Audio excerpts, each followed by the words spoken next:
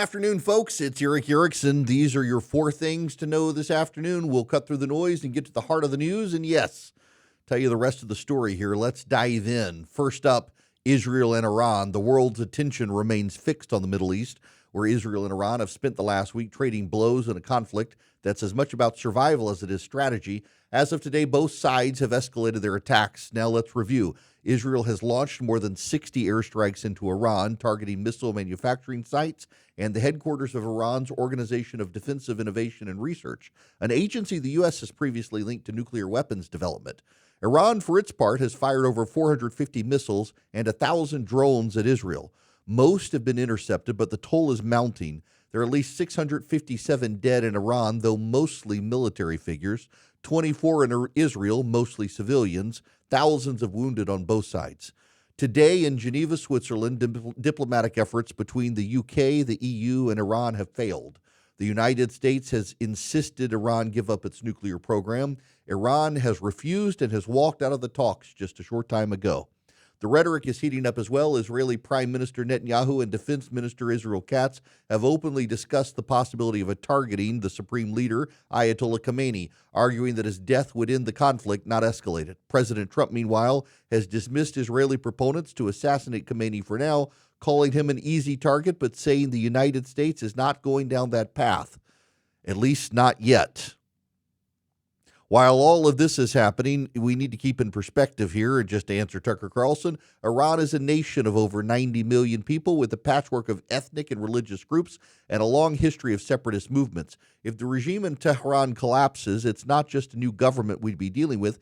It could be a civil war, fragmentation, and a power vacuum that makes Iraq look like a picnic. Late today, a 5.2 earthquake was detected near Iran's major missile depot. Seismographs indicate the earthquake was very near the surface, which suggests explosions happening. Given that the depth was less than 15 feet, we can presume the explosions were missiles blowing up and not weapons testing. While the headlines focus on the rockets and the rhetoric, there's a quieter crisis unfolding. Israel is running dangerously low on missile interceptors, the high-tech defensive munitions that have saved countless lives by shooting down incoming Iranian missiles and drones. The United States has rushed additional Navy destroyers to the eastern Mediterranean and the Red Sea, all equipped to intercept ballistic missiles in an effort to shore up Israel's defenses. Now, while all this is happening, there is a problem. The pace of Iranian attacks has forced Israel to burn through the stockpile of Arrow interceptors at an unsustainable rate. According to United States officials, Israel could be forced to start rationing interceptors within days if the conflict continues in intensity. The United States has known about the shortages for months and has been sending additional support, but now American stockpiles are at the risk of depletion. To put it plainly, neither Israel nor the United States can afford to play on defense forever with this situation. At some point, the calculus shifts. As Tom Carrico of the Missile Defense Project puts it, we cannot afford to sit and play catch. If Israel runs out of interceptors, its cities become major targets, and our global readiness becomes compromised. This is the cold reality of modern warfare. It's not just about who has the bigger army, it's about who can sustain the fight. Right now, Israel and the United States are staring down the barrel of a logistical crisis that could force new, riskier decisions to be made. Late this afternoon, the Trump administration sent reduction in force notices to more than 600 employees of the Voice of America. These notices amount to layoffs as presidential pick Kari Lake, in charge of the agency that oversees the Voice of America, restructures it. Notably, last week, the Voice of America recalled back to work its Farsi-language division, which broadcasts into Iran. Republican members of Congress have expressed concern about the cuts to the Voice of America, which is a soft power asset the United States has long used to broadcast support for dissident groups inside Iran and information they can use. It's a radio signal as well that Iran has struggled to block.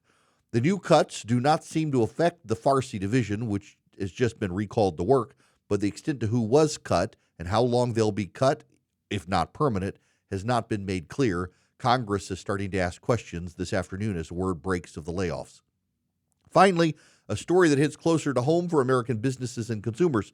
The Supreme Court today declined to fast-track a challenge to President Trump's sweeping tariffs, leaving the tariffs in place for now while the legal battle plays out in lower courts. Here's the background. Two family-owned American toy companies, Learning Resources and Hand to Mine, have been fighting Trump's tariffs in court, arguing the president overstepped his authority by imposing tariffs under the International Emergency Economic Powers Act, the IEEPA. Lower courts have so far sided with the companies, ruling the law doesn't give the president unlimited power to slap tariffs on imports at will. But the rulings are on stay pending an appeal, and the tariffs remain in effect. The companies have asked the Supreme Court to take up the case immediately, bypassing the appellate review, because the tariffs are affecting nearly every business and consumer in the country. The justices said no. Means the tariffs and the uncertainty they bring are going to continue for the foreseeable future. It's a classic case of executive power versus the rule of law. President Trump has argued the tariffs are necessary to protect American industry and punish bad actors like China.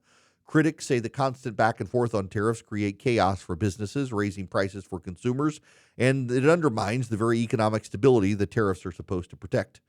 Those of us who are conservatives, this is a reminder that even if you agree with the ends, you have to worry about the means. Conservative or executive overreach is dangerous, no matter who's in the White House. The courts are right to take their time and get this one right, and I don't blame the Supreme Court for saying they'll just wait for the appellate process to go forward. So what's the big picture? In the Middle East, we're watching a conflict that could redraw the map, test America's resilience, and force hard choices about how much we're willing to risk for our friends and for our future. At home, we're confronting the limits of our own power, military, political, and economic. As always, I'll keep you updated on these stories as they develop. I'm Eric Erickson. These are your 4 things to know this afternoon. Please remember to subscribe to the podcast and stay informed, stay involved, and please keep the faith. Have a great weekend.